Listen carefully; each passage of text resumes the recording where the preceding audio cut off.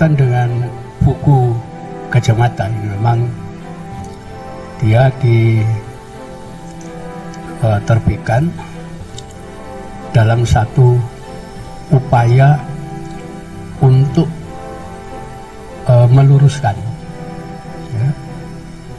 meluruskan berbagai usaha pembelokan terhadap tokoh-tokoh sejarah nasional kita. Salah satunya Gajah Mada. Dan ini agaknya sudah cukup lama, mulai dibangun sejak masa kolonial pemerintah Hindia Belanda, terutama pasca Perang Jawa, Perang Diponegoro itu mulai muncul naskah-naskah yang membelokkan sejarah nasional kita. Tokoh Gajah Mada, ini beliau diberikan kesan adalah seorang tokoh yang memiliki kekuatan fisik, yang kemudian memiliki kecerdasan dan dianggap mampu mempersatukan Nusantara dengan gagasan Sumpah Palapa.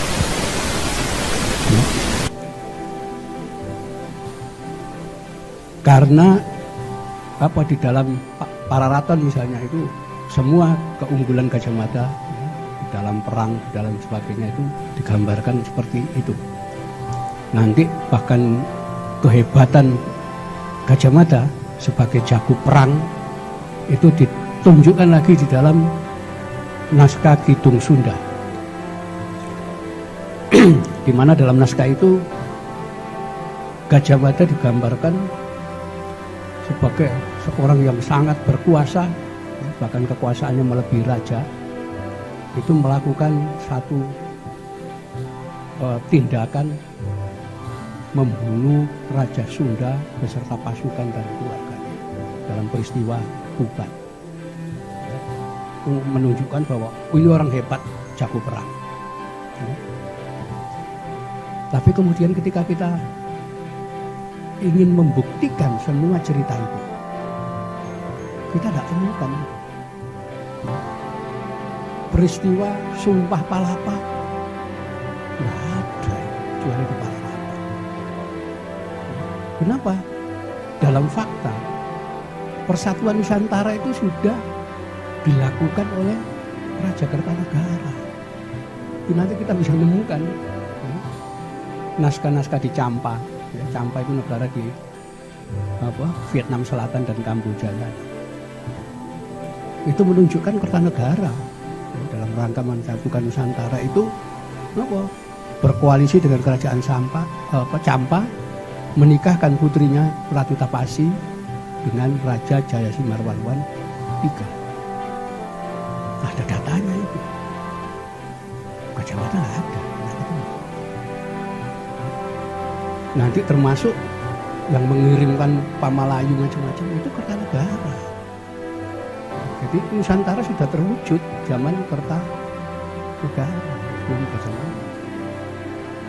Termasuk nanti ketika menyatukan Bali, karena ada dinasti baru di Bali itu yang melakukan semacam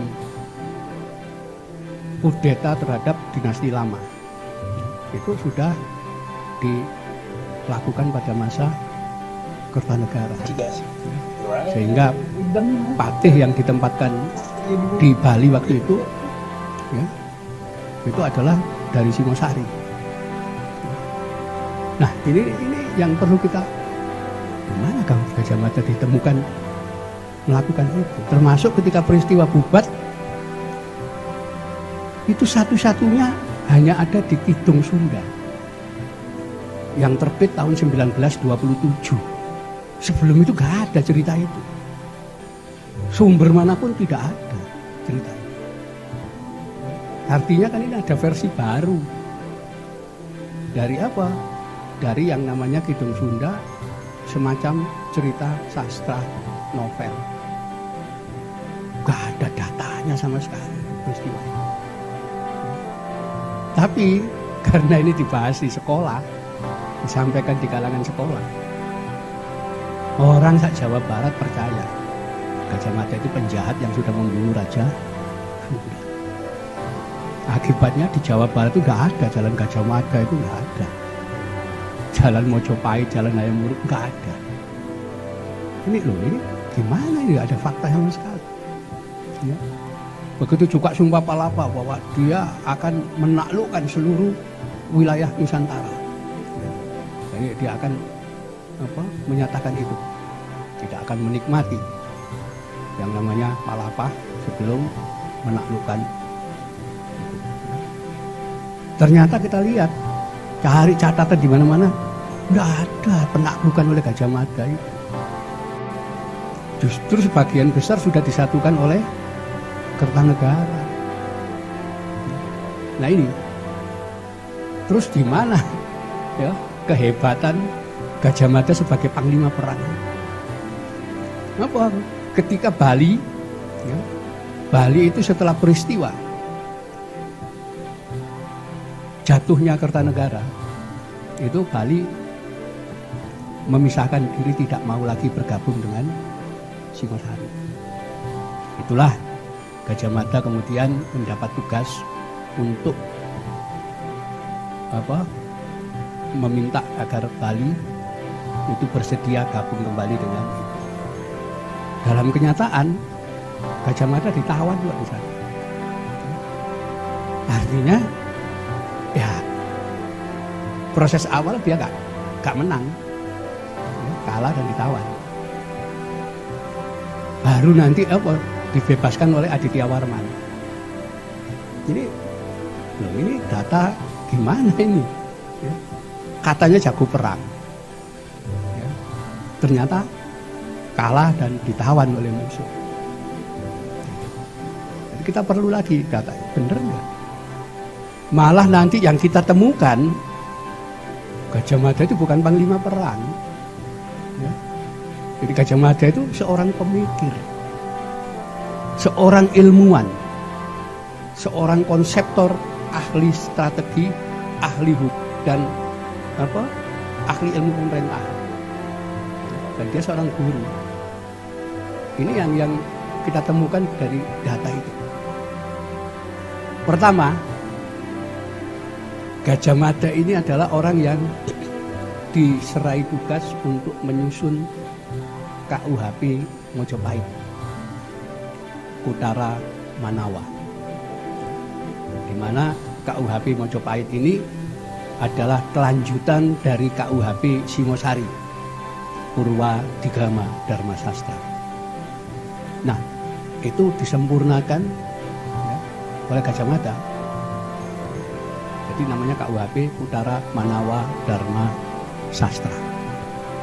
Itu semua orang sejarawan sudah mengakui bahwa itu yang menyusun memang Gajah Mada.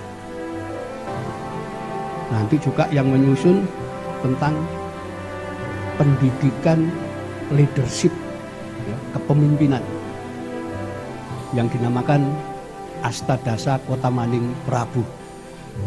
Gajah Mada juga yang nyusun. Ya. Kenapa ini nggak dibahas dalam sejarah? Seolah-olah tukang perang bahwa gitu. Ya. Nah ini dan beliau adalah guru lokal di Mojopahit, menjadi guru daripada keluarga raja dan seterusnya. Nah ini yang perlu kita ungkapkan lagi bahwa ini tokoh pemikir. Gitu. Kenapa ada kesan seolah-olah jago perang? Ini kan membawa akibat. Ya, semua tokoh-tokoh besar di Indonesia itu ya tukang perang. Ya, tidak ada yang berpikir, tidak ada yang ilmuwan, ya, tidak ada yang jadi cendekiawan. Padahal faktanya tidak. Ya. Nah ini yang perlu kita luruskan adalah seperti itu. Karena itu saya nyusun ini sejarah dengan kacamata emik, yaitu kacamata menurut kita orang Indonesia.